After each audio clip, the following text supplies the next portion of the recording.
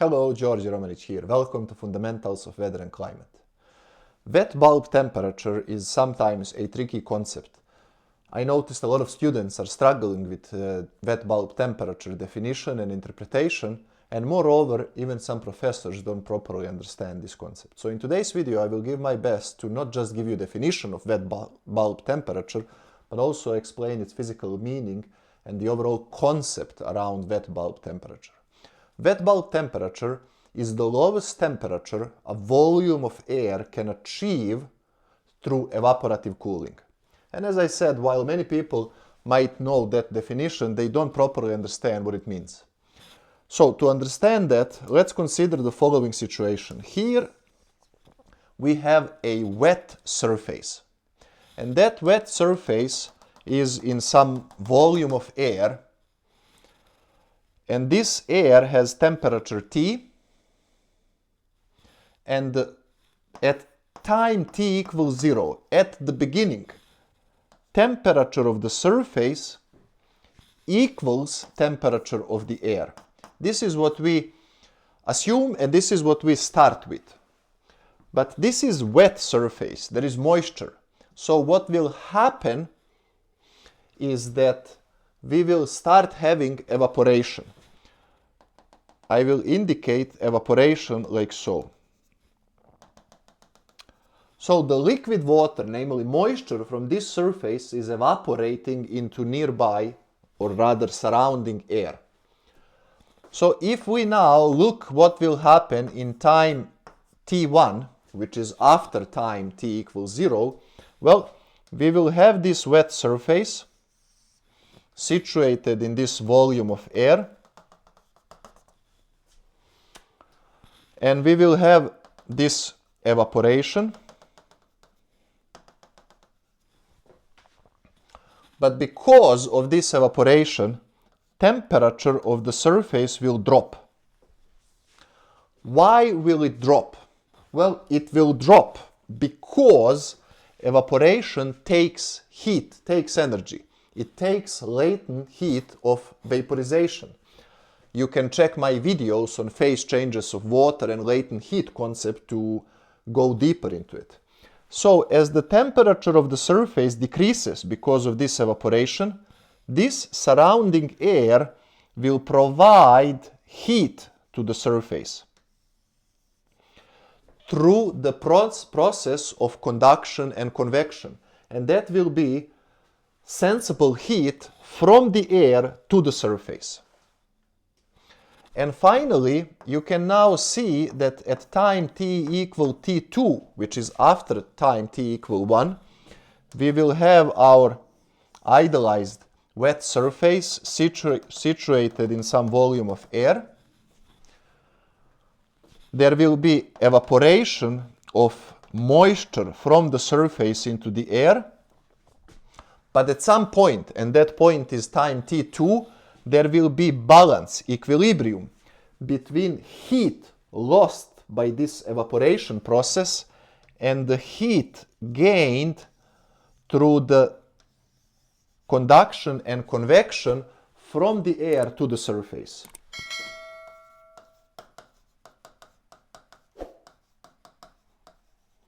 Equilibrium.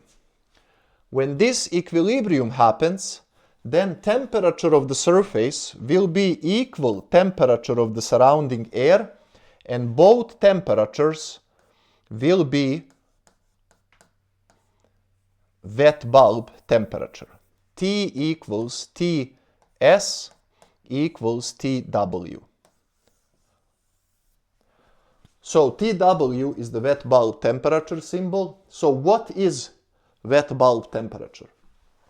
Wet bulb temperature is temperature of the air that is reached through evaporative cooling when there is equilibrium between loss of heat through the process of evaporative cooling and the gain of heat through the process of sensible heat transfer.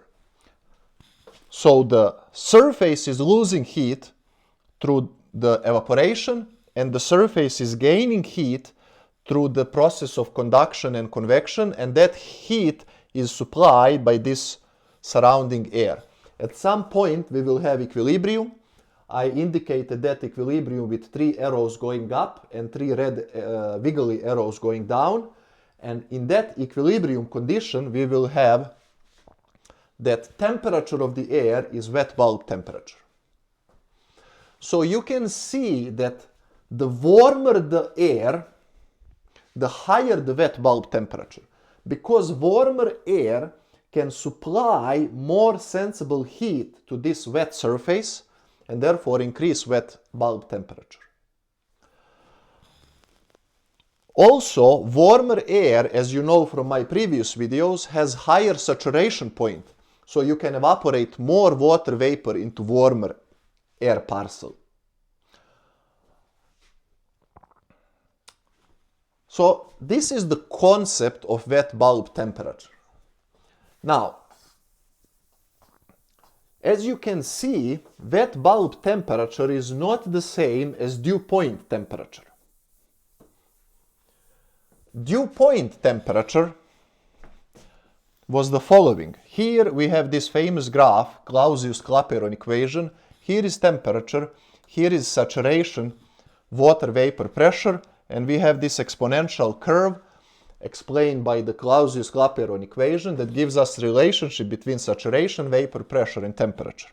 And we said if we have some temperature over here of the air and we have that the actual water vapor pressure in the air is this much, then we can reach saturation by going horizontally towards this line. Going horizontally towards this line means from temperature T we decrease temperature of the air to reach dew point. This is dew point temperature, where this is the actual amount of water vapor in the air. What would be wet bulb temperature? Wet bulb temperature means we are decreasing temperature of the air, but we are also adding water vapor to the air. So wet bulb temperature is always somewhere between dew point temperature and actual temperature.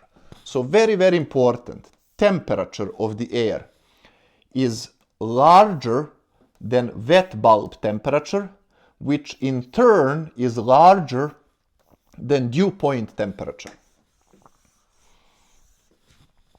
When the air is unsaturated. How about when the air is saturated? In that case, temperature is equal wet bulb temperature, and that is equal to dew point. Namely, these three collapse to the same value when the air is saturated with water vapor.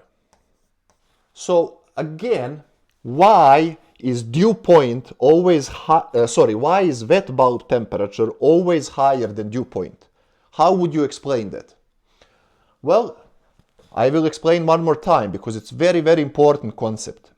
For dew point, we are moving horizontally towards the Clausius-Clapeyron equation line. In other words, key statement, we are not allowed to add or remove any water vapor from the volume of air to get dew point. We are only allowed to decrease temperature of the volume of air and decrease it to the point when we get saturation. That's dew point. But in the case of wet bulb temperature, we are decreasing the temperature of the volume of air, but we are decreasing it through evaporative cooling, which means we are also adding moisture to the air. And because we are adding moisture to the air, we don't have to decrease temperature as much as we do in the case of dew point temperature. So, for a given situation, wet bulb temperature might be somewhere here, between these two. Is there an equation to relate temperature, dew point temperature, which I of course discussed in great details in my previous video, and wet bulb temperature? There are approximate expressions. Yes, this is fundamental playlist, so I am not going to derive equation for TW here. I will do it in advanced playlist at some point when I cover atmospheric thermodynamics. But I can tell you that there is relationship that T minus TW is approximately, but quite good approximation, 0.2 T minus TD.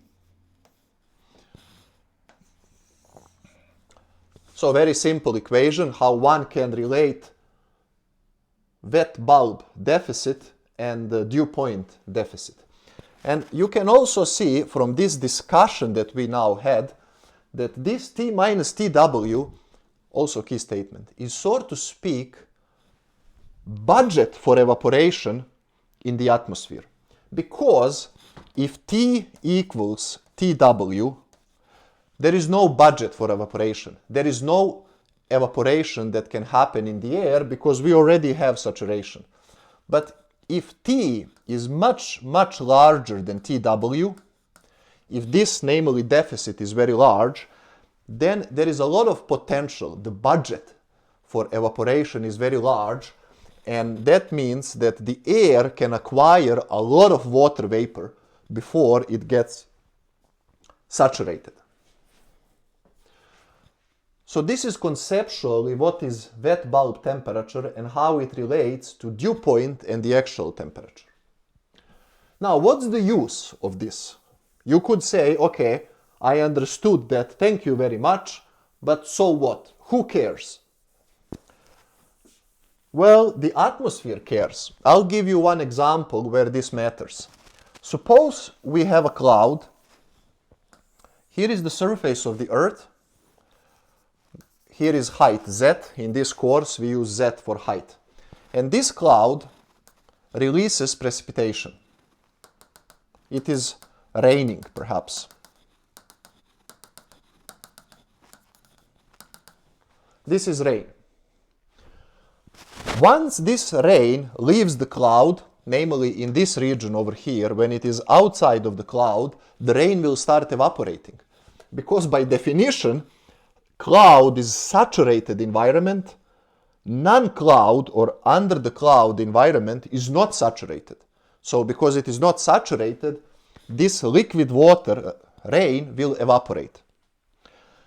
When the liquid water, rain, evaporates, it will tend to decrease temperature of this air underneath the cloud and around the cloud. So the question is, how much of this rain can evaporate and to which point this temperature of the air will be decreased? Answer, well, that depends on the wet bulb temperature. You can see if the temperature of the air, let us assume, temperature of the air is very similar to wet bulb temperature. That's case A. In that case, very little rain will evaporate because, as I said, our budget for evaporation is very small. Temperature is already close to wet bulb temperature and a lot of rain will reach surface. If everything else is equal, in the case B, we assume that this temperature is much larger than wet bulb temperature. Then the potential for evaporation is huge. And a lot of evaporation will happen of this precipitation. And that means because a lot of evaporation of this rain will take place, temperature of the surrounding air will also drop. In this case, we will have big drop or substantial drop of ambient temperature. Why? Because as the rain evaporates, the sensible heat that is used for evaporation is taken from the surrounding air. So the temperature of the surrounding air will drop. You might ask, to which value will it drop? Well, I cannot answer that because in principle, if this is infinitely long, then the temperature of the air would drop to wet bulb temperature because of the concept of equilibrium that I described.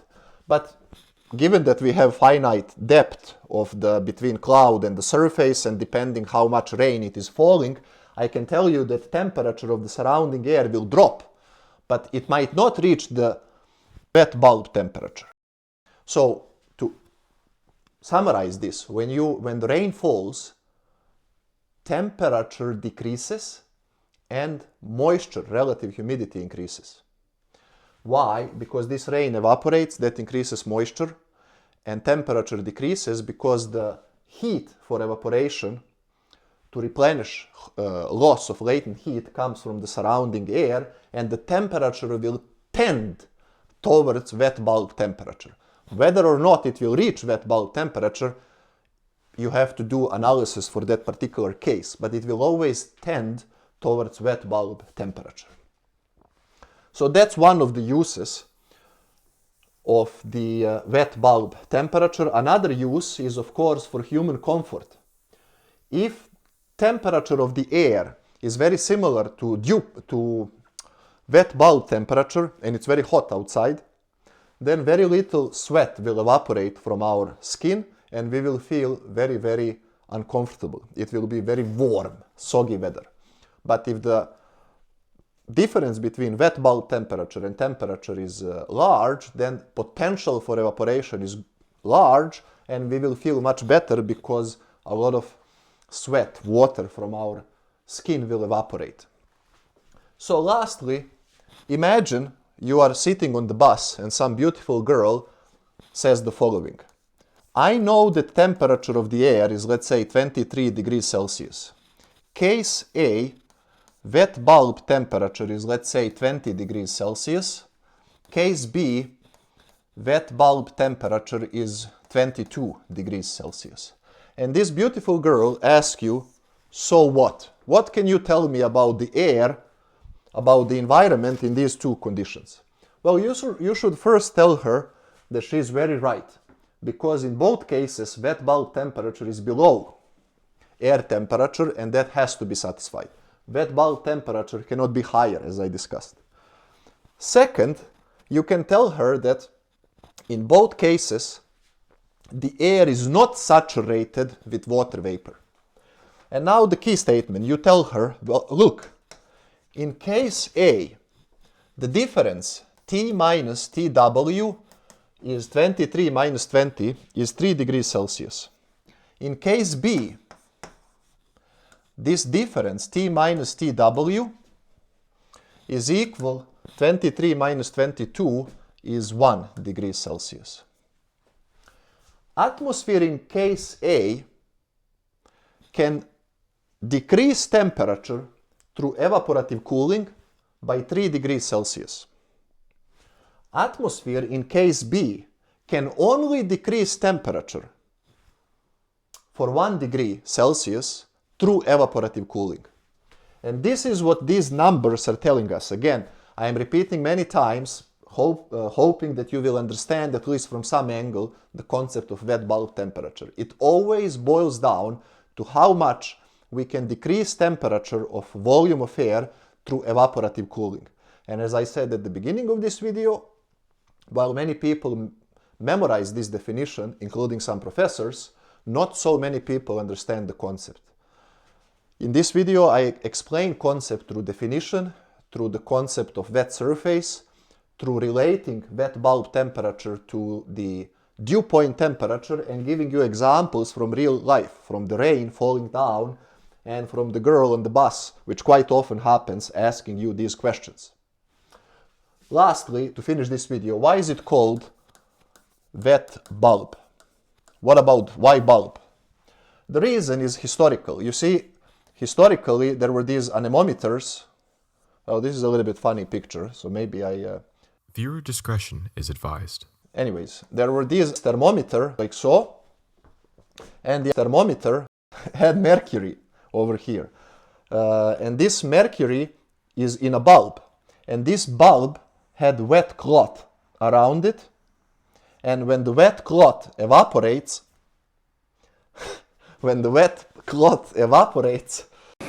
What? Bro, what are you talking about, man?